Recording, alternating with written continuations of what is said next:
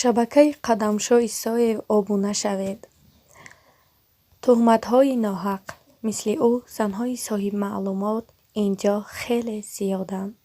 Тақдирӣ ҳар яке китобест нонавишта. Гаҳварро аз гирьяи зиёд оби чашм хушк шуда буд. Қалбаш лабрези ғаму ғусса бошад ҳам, бо овози баланд гирья карда дилашро холӣ карда наметавонист. Дар танҳоӣ талху бесадо мегирист. Онҳоро аз маҳбаси шаҳри норак кӯчониданд. Гаҳвар худ зодаи шаҳри Хуҷанд асту 3 духтари нозанин дорад. Аммо шавҳараш зани дигар гирифта онҳоро партофта рафт. Баъди баромада рафтани шавҳараш, Гавҳар тағйир ёфта, ханда аз лабонаш гум шуд. То бегоҳӣ дарс медоду ба зур дар як моҳ 600 сомонӣ маош мегирифт. Духтаронаш қадрас шуда буданду баробари дигарон хӯрдану пӯшидан мехостанд. Пули зиёд лозим буд барои ҷиҳози арӯсии онҳо. Гаҳвар дар хонаи сарватманде ба ҳайси доя ба кор даромад. Духтарча 2 сола буда нуқси модарзодӣ дошт, роҳ намерафт. Падару модар ӯро барои табобат ба Амрико бурданд, вале натиҷае надод. Ба тақдир тан дода мӯъҷизаеро интизор буданд. Аз байни талабгорони зиёд Гаҳвар ба онҳо писанд омаду ӯро ба ҳайси доя ба кор гирифтанд. маоши Гавҳар аз доягиаш дар як моҳ 4 баробар маоши муаллимиаш буд. Аз ин рӯ ӯ бо дили гарм ба хонаи ин сарватманд мерафт. Духтарча ниҳоят инҷиқу сернозу нӯз буда доимо беҳуда гирья мекард. Гаҳвар дам ба дам эзорчаҳои кӯдакро иваз карда ӯро тозаву озода нигоҳ медошт. Сари вақт хӯрок пухта хӯрокашро медод. Китоби афсона дар даст. барояш афсона мехонд. Хулоса аз наздаш лаҳзае дур намешуд. Аммо бо вуҷуди ҳамин қадар нигоҳубинину диққаташ модари Нилуфар қошу қавоқ мекард. Аз ваҷоҳаташ маълум буд, ки қаноатманд нест аз кори ӯ. Гаҳвар ин ҳамаро нодида вонамуд карда, ба хотири $150 ба қошу қавоқ ба таънаю пичинги бойназак тоқат мекард. ба Нилуфар ҳам меҳр баста буд, барои ҳамин аҳамият намедод. ба суханони кинояомези модараш зиндагиашро аз ҳисоби маошаш тинҷ карда, Гаҳвар худоро шукр мегуфту ҳалол меҳнат мекард. рӯзе саҳаргоҳ чун одат ба хонаи онҳо омад. Нилуфар беист гирья мекард. Касе кӯдакро ором карда наметавонист. Гаҳвар даст ба пешонии кӯдак бурд. Нилуфар аз таъби баланд гӯё дар оташи сӯзон месӯхт. осемасар гӯшаки телефонро гирифта мошини ёрии таҷлиро ҷиғ зад. модари Нилуфар дод мезад. ту духтарамро ягон бало кардаӣ. хобаш барад гӯён ягон дорӯи хобаш додагистӣ. ҳоло Нилуфар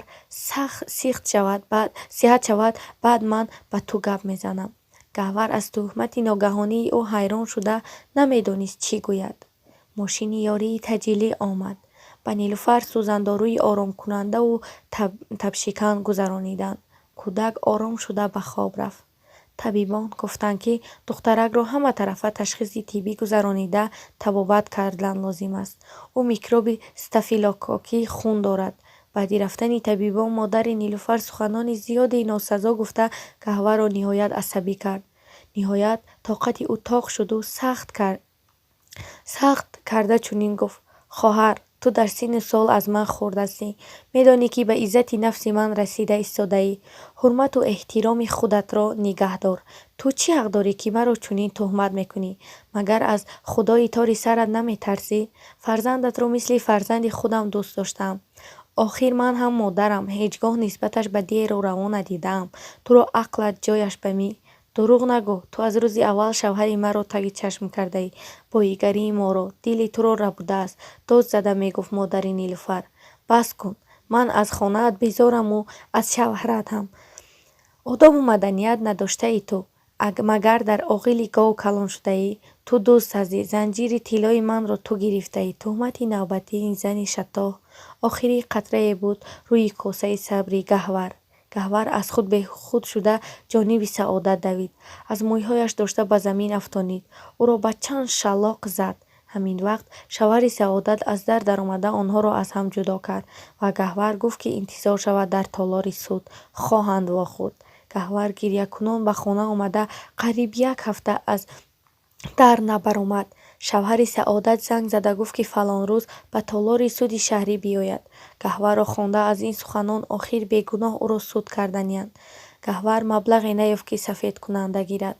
Дасти он сарватманд, ки дароз буд, ғалаба карду Гаҳварро ба дуздӣ муттаҳам карданд.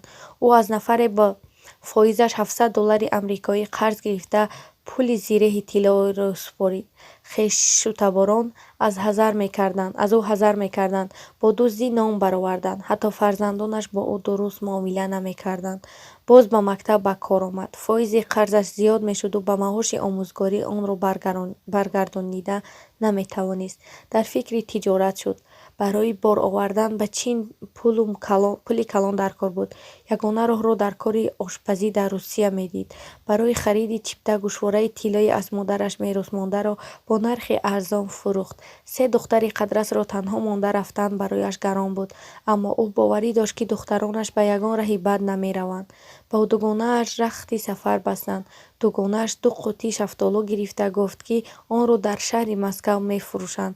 Гавҳари сода найранги ӯро пай набурда розӣ шуд. Аллакай дар фурудгоҳи ҳавоии пойтахт кормардони гумрук қуттиҳои шафтолуро кушода аз назар гузарониданд.